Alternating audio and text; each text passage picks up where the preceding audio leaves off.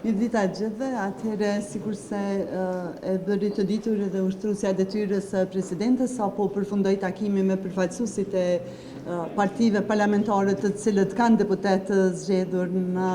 për legislaturën e 11 dhe u dakorduam që ashtu sipas ftesës me datën 6 gusht të mbahet seanca konstituive e legislaturës së 11 sipas rendit të ditës, i cili është i përcaktuar me rregullore, pra duke filluar që nga themelimi i komisionit që verifikon mandatet e deputetëve, pastaj betimi i deputetëve, zgjedhja e kryetarit apo kryetares së kuvendit dhe pastaj edhe e kryesisë së kuvendit. Natyrisht, paraprakisht do të mbahet edhe mbledhja përgatitore me datën 3 gusht, ku do të definohet edhe në aspektin formal rendi i ditës edhe përcaktimi për thirrjen e seancës së përcaktuar nga ushtrusja e detyrës së presidentes. Si lëvizje vetëvendosje, si subjekt që ka fituar zgjedhjet, jemi të gatshëm dhe mezipresim që të konstituojmë të gjitha institucionet edhe të vazhdojmë punën me kompetenca të plota në legislaturën e 11, në qeverinë e Republikës së Kosovës e pastaj edhe në pozitën pra me punën e presidentit apo presidentës zgjedhur brenda afatit të përcaktuar. Ku zonja ka pati arritës së shpejti të nisi takimin me Lidhjen Demokratike të Kosovës? Ju e dini që kryeministri Kurti kishte ftuar në takim kryetarët e PDK-s dhe të LDK-s dhe pas zhvillimeve të fundit në LDK ishte kryetari i LDK-s zoti Abdi Gjiku që njoftoi që ka pezulluar takimet, ndërkohë që dje pas rikonfirmimit të zgjedhjes së tij si, domethënë gjithsesi vazhdimit të punës së tij si kryetari i LDK-s, ai deklaroi që ka marrë edhe autorizimin nga kuvendi që të vazhdojë me bisedimet me kryeministrin Kurti. Ne natyrisht se mirëpresim këtë vendim të kuvendit edhe presim që të vazhdojnë diskutimet edhe dakordimi, sepse vendi ka nevojë që sa më parë të vazhdoj puna në të gjitha institucionet me mandat dhe kompetenca të plota. Tani kjo është çështje që do të vendoset në mes të edhe kryetarit të lëvizjes vetëvendosje edhe të kryetarit të LDK-s. Unë besoj që në afatin më shkurt të mundshëm do të vazhdojnë diskutimet në mënyrë që të vazhdojnë punën. Do të jeni sërish shefi i grupit parlamentar edhe në legislaturën e re? Këto janë çështje që do të diskutohen në forumet e partisë, nuk ka ndonjë qëndrim deri më tani për pozita. E rëndësishme është që të vazhdoj puna, të konstituohet kuvendi, ndërkohë që secili nga deputetët e zgjedhur unë besoj që do ta kryejmë me përgjegjësi punën.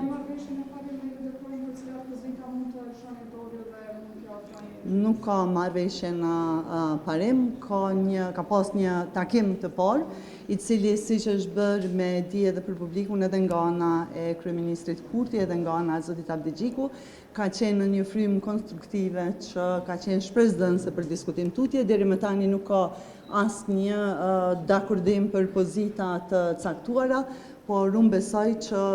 më rëndësishmja është vullneti për t'i ofruar vendit institucione dhe nëse ky vullnet politik ekziston, natyrisht do të gjendet edhe zgjidhja. A do të lejohet zotë Kembati që të kërkojë vota sërish në DK-s për herën e kaluar që kërkonte? Besoj që kryeministri Kurti do të vazhdoj punën e tij me kompetencë dhe përgjegjësi, sikurse e ka bërë, pres natyrisht që edhe subjekte tjera politike të bëjnë të njëjtin gjë, të jenë në nivel të përgjegjësive të tyre, ndërkohë që pres që secili deputet që ka fituar besimin e qytetarëve për t'i përfaqësuar ata në kuvend, të jetë në kuadër të përgjegjësisë së vet dhe të marrë pjesë në procesin e përzgjedhjes së presidentit apo presidentes me votën për, kundër apo me abstenim, sepse qytetarët na kanë besuar që t'i përfaqësojmë ata dhe të jemi pjesë e vendimarrjes. Kështu që natyrisht pres edhe prej të gjitha mediave që të vazhdoni të përcjellni këto ngjarje me përgjegjësi dhe seriozitet.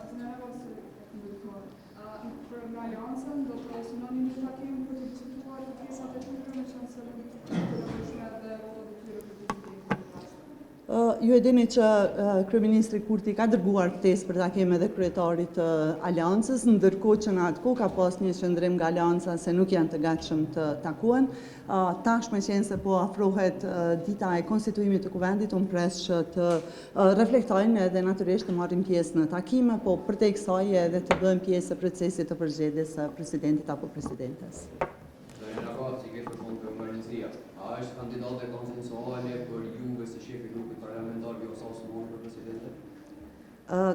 Tani e dim që jemi në një momentum të ri, i takon kryetarit të LDK-s, i cili ka marrë mandatin prej kuvendit, që të zhvilloj diskutimet me kryeministrin Kurti, ndërkohë që unë besoj që do të kemi parasysh secili prej nesh, edhe besimin, gjithësisht përgjithësinë që na e kanë dhënë qytetarët me votimin e tyre, secili prej nesh përfaqësojmë një peshë politike e cila është rezultat i qëndrimit gjithësisht vullnetit të qytetarëve, dhe këtë duhet ta respektojmë në plotëni secili prej nesh, qoftë si subjekte politike, qoftë si individ. Faleminderit shumë gjithëve.